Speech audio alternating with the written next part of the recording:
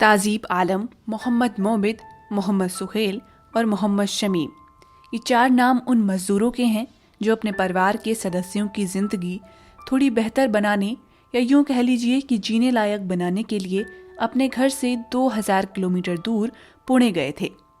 उनके परिवार के लोग इस उम्मीद में थे कि वहाँ से नियमित पैसा आएगा तो यहाँ सब कुछ ठीक हो जाएगा, लेकिन उन्हें क्या पता था कि पैसे की जगह उनकी मौत की खबर आएगी।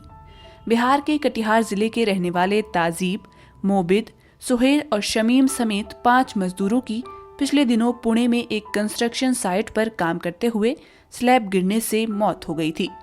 मारे गए इन मजदूरों के परिवार काफी गरीब हैं और पुणे में हुए हादसे के बाद उनके लिए जिंदगी पहाड़ बन गई है। 5 मजदूर बिहार के कटिहार जिले के बारसो अनुमंडल के रहने वाले थे। हम बारी बारी से 5 मजदूर के घर जा रहे हैं और हम ये जानने की कोशिश करेंगे कि आखिर ऐसी क्या बात हो गई जिससे 5 मजदूर अपने घर परिवार को छोड़कर प्रदेश जाने पर मजबूर हो गए। ये ताजीब आलम का घर है। घर बाहर से जितना बदहाल लग रहा है, अंदर भी उतनी ही बदहाली है। कदवा प्रखंड के मंझोक गांव में महानंदा के किनारे बांध से सटे इस घर के ऊपर हालात ने ऐसी ऐसी जिम्मेदारियां दी हैं कि कल्पना करना भी मुश्किल है।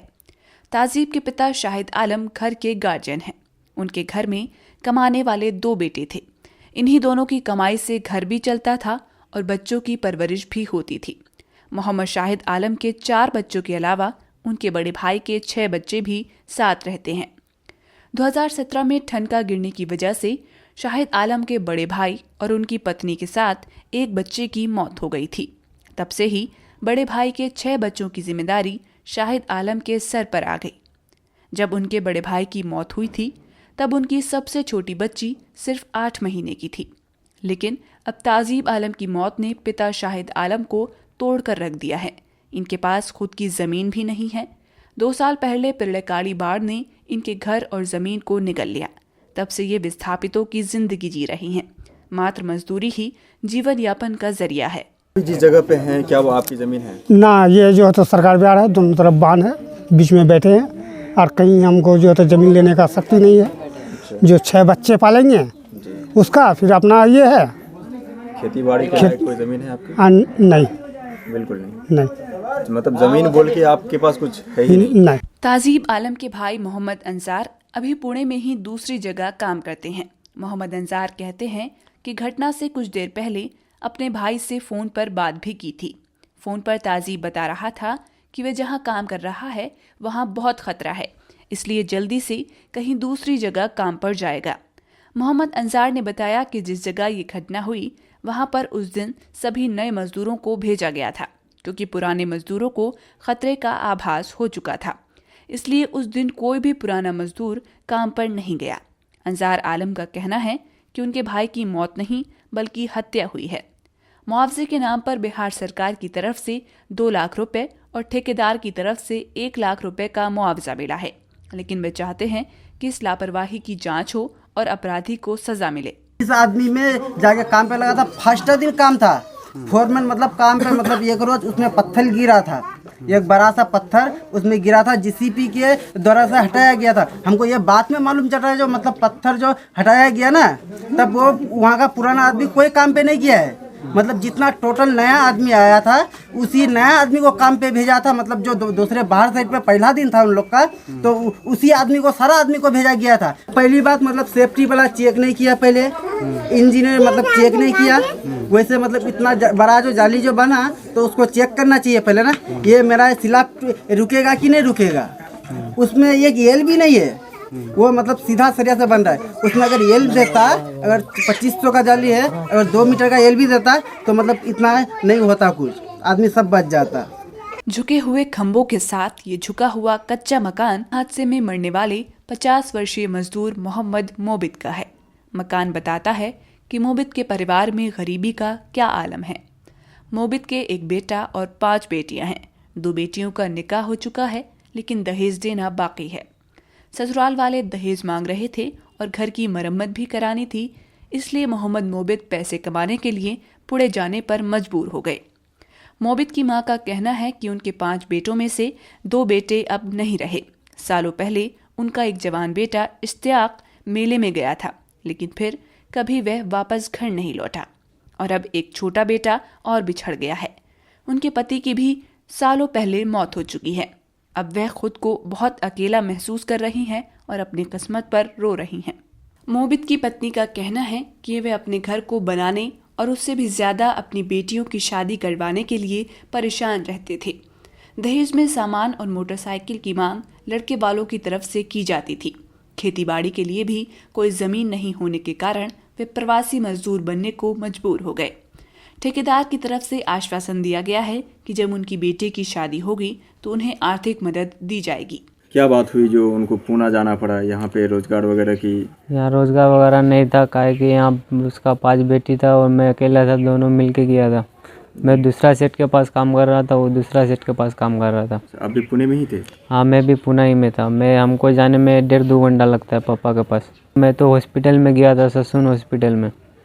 वहाँ देख रहे हैं कि पापा को देख रहे हैं कि उसमें पोस्टमार्टम के लिए अंदर घुसा दिया है। बस इतना ही देखा था। आजमनगर प्रखंड के लश्करबाड़ी गांव के 22 वर्षीय मोहम्मद सुहेल ने भी पुणे हादसे में अपनी जान गंवाई है। मोहम्मद सुहेल के साथ उनके भाई मोहम्मद साहिल भी मजदूरी करते थे। हादसे में उनकी जान तो बच गई है, लेकिन अभी वे अस्पताल में जिंदगी और मौत के बीच झूल रहे हैं। घर में खाने को पैसे नहीं थे और 3 जवान बहनों की शादी भी करवानी थी, तो लोगों की सलाह पर उन्होंने आधार कार्ड में उम्र बढ़ा दी थी और पुणे काम करने चले गए थे। सुहेल के सबसे बड़े भाई की मानसिक स्थिति ठीक नहीं है। पिता की भी मृत्यु बहुत पहले हो चुकी है, इसलिए छोटा होने के बावजूद घर की जिम्मेदारी इन्हीं दोनों भाइयों के कंधे पर आ गई, जिसका निर्वहन वे जिम्मेदारी से कर रहे थे। सुहेल की मां का रो रो कर बुरा हाल है, वे ठीक से बात भी नहीं कर पा रही हैं। सुहेल की चची ने बताया कि दोनों भाई 22 दिन पहले ही काम करने पुणे गए थे। जाने से पहले कह रहा था कि इस बार घर आकर खुद शादी भी करेगा और घर भी बनवाएगा। उनकी चची का कहना है कि उनके घर का एक बेटा तो खत्म हो चुका है और दूसरा जिंदगी और मौत की लड़ाई लड़ रहा है। ऐसे में घर कैसे चलेगा? घायलों को सरकार ने 50,000 रुपए दिए हैं, लेकिन इससे परिवार को कोई फायदा नहीं होगा। हम था ये दोनों बेटार असरा छिले, ये तीनों बेटियों की शादी के लिए हम इन्हीं दोनों बेटों के भरोसे थे। अब बेटा मर गया, हम बस बेटियों की शादी के लिए मदद चाहते हैं। अभी किसी भी बेटी की शादी नहीं हुई है। बेटी नहीं, तीनों बेटी शादी नहीं हल छ। चश्मदीद सजाउल आलम भी उसी जगह काम करते थे, लेकिन घटना के वक्त वे कहीं गए हुए थे। सजाउल ने कहा कि इंजीनियर द्वारा रॉड बचाने के लिए वेस्ट लोहे को वेल्डिंग कर लगवाया जा रहा था, इसीलिए ये घटना हुई। घटना स्थल पर सेफ्टी का ख्याल भी नहीं रखा जा रहा था। घटना इसलिए हुआ, जो इंजीनियर पास किया था, जो हमारा ड्राइंग में नहीं था, जो पास किया था, वो ज़बरदस्ती बेस्टिंग माल की लगाने के चक्कर में वैसा जाली ड्राइंग में था और उसमें घोड़ी और सपोर्टिंग चेयर था। वो देने के चक्कर में वो लोग बेस्टिंग माल वेल्डिंग करके दिया था। जैसे नीचे का जाली का कुछ कवर टूटा, उसका कवर टूटने के बाद उसमें ज़्यादा वाट गिरने से वो पूरा एक टाका टूटने के बाद वो पूरा धीरे धीरे पूरा जाली आ गया। ना किसी को बाहर रहने का उतना जगह नहीं दिया, जब मैं बाहर हूँ किसी को इतना टाइम नहीं मिला, पूरे 2 मिनट में पूरा जाली खत्म हो गया। मृतकों में आजमनगर प्रखंड की नेमोल पंचायत के 5 कोनिया गांव निवासी मोहम्मद शमीम भी शामिल थे। उनकी 3 साल की बेटी सानिया फातिमा को नहीं मालूम कि उनके पिता अब इस दुनिया में नहीं रहे।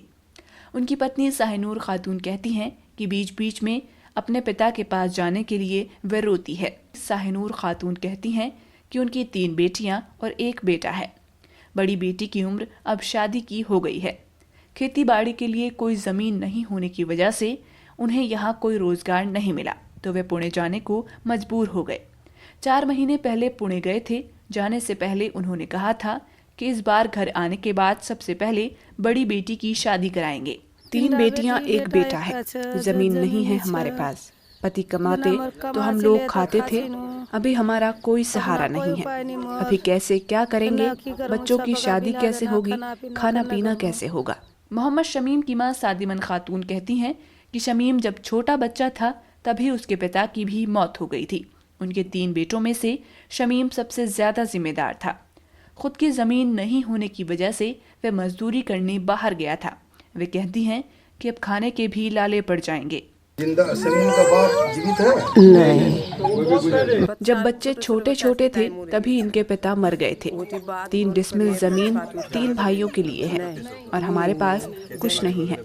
जब कमाई होती है खा लेते हैं, नहीं तो भूखे ही रहते हैं। बात बोलिए नहीं चलता, जान कमा से खाचा नहीं कमा से नहीं खाचा। पुणे हादसे में मरने वाले 5वें मजदूर बारसोई अंतर्गत धचना निवासी मजरूम के परिवार वालों ने मीडिया के सामने कुछ भी कहने से इनकार कर दिया। नाउम्मीदी में उन्होंने कहा कि जो होना था हो गया, अब कुछ नहीं होगा। भाकपा माले के स्थानीय विधायक महबूब आलम कहते हैं कि सूबे के मुख्यमंत्री नीतीश कुमार इन्हें प्रवासी मजदूर मानते ही नहीं हैं। वे मानते हैं कि शौक से लोग बाहर जाते हैं। 4 लाख के मुआवजे के लिए कोई मरेगा नहीं। उन्होंने कहा कि इस बार विधानसभा सत्र में भी वे इस मुद्दे को जोरदार तरीके से उठाएंगे। तो मेरे साथ आमना सामना बॉस में चीफ मिनिस्टर ने कहा कि मैं इसको माइग्रेटेड मजदूर नहीं मानता हूं। हमने कहा कि माइग्रेटेड नहीं मानते हैं सर, बिहार का मजदूर और सीमांचल से सटे हुए, बंगाल से सटे हुए बम्बई जाता है, हैदराबाद जाता है और चेन्नई कश्मीर जाता है, इसको माइग्रेशन क्यों नहीं मानते हैं आप? तो उनका कहना है कि नहीं, शौक से जाते हैं। 2-1 आदमी जाते होंगे, लेकिन पर 1000 में 1 आदमी भी शौक से नहीं जाता है। अगर इसको आप माइग्रेशन नहीं मानते हैं तो मैंने कहा कि मिथिला यूनिवर्सिटी का स्टूडेंट जब पटना यूनिवर्सिटी में एडमिशन लेता है तो मुख्यमंत्री जी माइग्रेशन सर्टिफिकेट की ज़रूरत है, उसको हटा दीजिए आप। तो कहा कि मैं आपसे बहस नहीं सकूँगा, हम नहीं, आपको बहस से सकना होगा। तो इस बार को भी हम जोरदार ढंग से आवाज़ उठाएंगे, इसको माइग्रेशन मानिए और माइग्रेटेड मजदूरों के पुनर्वास का मुकम्मल इंतज़ाम कीजिए, क्योंकि कोई मर नहीं जाता है कि हमको 4 लाख रुपया मिलेगा जी, थोक में कोई नहीं मरता। मैं मीडिया के लिए कटिहार से अकील जावेद की रिपोर्ट।